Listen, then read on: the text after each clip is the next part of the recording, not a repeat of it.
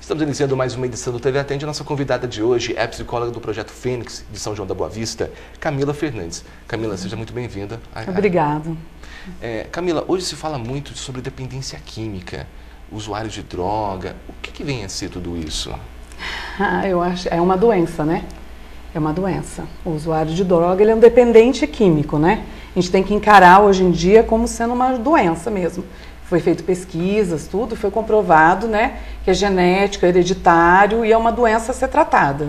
A Organização Mundial da Saúde, ela considera a dependência química? Considera, tem o CID, doença, né, eu acho que é o CID-19, o CID-10, alguma coisa assim. É considerado uma doença a ser tratada. Hoje, a maioria dos casos da dependência química se inicia na adolescência, na infância. Como agir com esse público que passa por um processo de transformação, muitas vezes de revolta? Como lidar com essa situação? O público, você está dizendo adolescente, criança? Isso. Tá, normalmente começa na infância, né? Os pais eles já conseguem identificar o que vai ser. Isso é muito relativo também, mas você começa a identificar bem quando era pequeno, já nos 3, 4, 5 anos de idade. A criança já apresenta uma certa hiperatividade, mas isso eu não posso dizer que toda criança hiperativa vai ser um dependente químico, mas a maioria sim, né? Os pais começam a identificar por aí.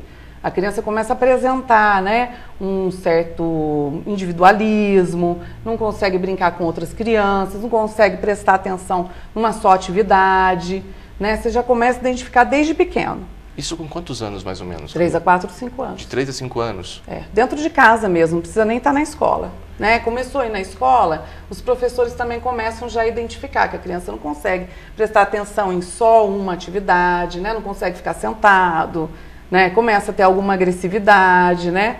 Então é bem pequeno mesmo. No caso, nesse período as pessoas começam a se formar, ter essa visão da criança. Mas até ela ter o primeiro contato com a droga. Então, os pais eles têm que tomar muito cuidado com o que tem dentro de casa. Tanto os que são fumantes, quanto os que bebem, dizem socialmente. Né? Porque a criança, você acha que não tem maldade, né? Em dar um golinho de cerveja, em jogar uma bituca de cigarro no chão. Tem sim.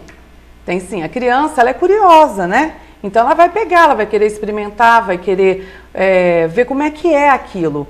E isso pode sim desencadear uma dependência química depois na adolescência, né? Ela pode continuar com esse hábito sem os pais estarem sabendo. Esse é o maior problema encontrado hoje na sociedade. Muitas vezes o filho é um usuário, ele utiliza a dependência química, a droga, mas os pais não sabem. Como descobrir, como agir nesse momento? Então, eu acredito assim, que os pais eles têm que ter mais contato com os filhos. Ultimamente, o que está acontecendo, né? Com a evolução, com as mídias, né? Com o celular, com o notebook, tudo. Os pais estão se afastando dos filhos, os filhos estão se afastando dos pais. Então, fica difícil identificar, às vezes também é mais cômodo não identificar, né? Então, o que eu falo é uma coisa que a gente tem que resgatar valores, né? Buscar resgatar esses valores. Que são esses valores? O almoçar com os filhos, o dar atenção, o estar perto, um abraço, né? O abraçar com... Deixa eu cheirar como é que você tá, né? Deixa eu olhar pro teu olho, né? E hoje isso está muito difícil, né? Os pais não estão evitando, os filhos evitam. Chegam em casa, abaixa a cabeça, o pai não está entendendo que ele abaixar de cabeça na hora que chega de uma festinha, né? É bom entender, ou esperar, ou ver como é que chegou daquela festa. Como agir nesse momento de impacto que às vezes acaba trazendo uma desestruturação do ambiente familiar? O pai descobre que o filho é usuário. O que fazer? Como agir com ele?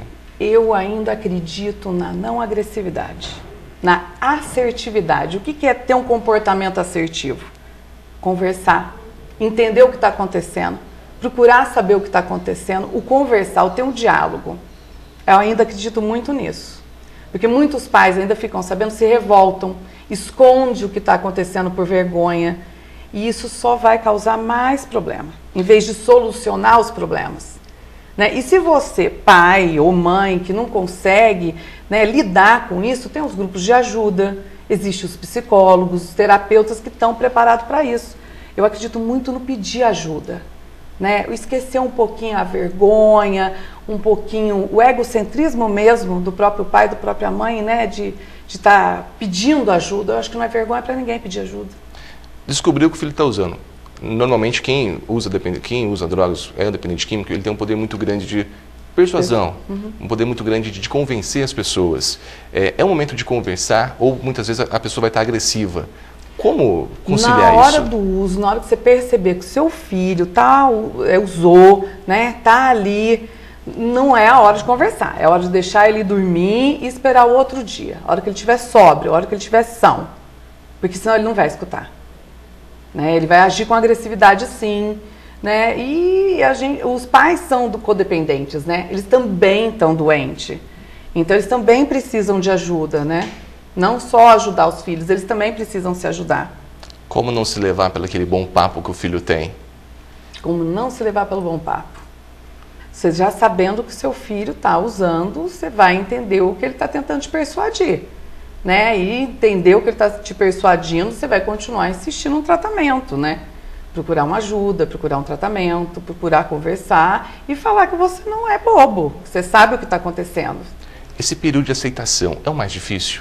Aceitar que tem um filho em casa que é dependente químico, que está usando droga? A maioria das famílias, elas procuram esconder, né? Que é o período que a gente chama de negação, negação da doença. E isso não gera nenhum benefício, nem para os pais, nem para os filhos. Hoje, o melhor caminho é conversar e pedir ajuda. Conversar e pedir ajuda, com certeza. E não negar aquilo que está acontecendo, porque você vai estar sabendo que você não está colaborando para ajudar o seu filho a ter uma vida melhor. Você está colaborando sim, para ajudar ele a não ter vida. Né? Porque a consequência é não ter uma vida boa, né? Tratamentos, quando se iniciam nessa adolescência, vocês conseguem um resultado maior do que a criança estivesse já com mais velha? Então, com certeza. Por quê? Porque o que acontece? Até os 21 anos, o adolescente está formando o lóbulo frontal.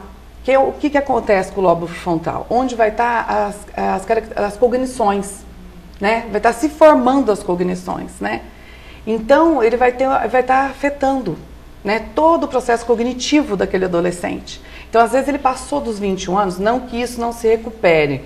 Não se recupera totalmente, né? Com 6 meses você fica limpo, mas com 2 anos você começa, depois de 2 anos de tratamento e abstinência total, você começa a recuperar algumas funções. Mas muitos não se recuperam nada, né? E aí tem as comorbidades, né? Que são as doenças mais graves, né? São os transtornos de humor, que é a depressão e outros mais que tem por aí. Hoje vocês percebem que a maior incidência de uso de drogas está nessa faixa etária, nos adolescentes? Ainda nas pesquisas ainda confirma-se que são os adolescentes, mas tem muitas pessoas mais velhas que estão começando a usar. Seria essa fase de rebeldia, de mudança na vida, de comportamento, ou é uma influência da sociedade, dos próprios amigos? Dos adolescentes? Olha, é meio complexo isso, porque nem sempre são os amigos que influenciam, né? Nem sempre. É a pessoa mesmo que vai estar procurando. Nem eu falo assim que nenhum amigo bate na tua porta para te oferecer, mas você bate na porta da casa do traficante para poder usar. O que leva a isso? O que leva a pessoa a usar droga? São muitos fatores, né? Se eu for te falar, todos eles têm várias coisas que eles vão falar para justificar o uso de droga, né? Mas eu acredito que é hereditário, né? Que eles falam que tem um vazio e querem preencher esse vazio. E tem vários fatores, né? Eu Camila, psicóloga, eu acredito que quando você tem uma estrutura familiar boa, quando você tem eu acho que por aí é o caminho de evitar, né? Agora, se for para acontecer, tem 1 milhão de justificativas para acontecer. Camila, qual é o telefone de contato do projeto? 3622-3299. Tá certo, Camila, eu agradeço a participação, até uma próxima oportunidade. Obrigada. Conversamos hoje, Tele Atende, com a psicóloga do Projeto Fênix, Camila Fernandes.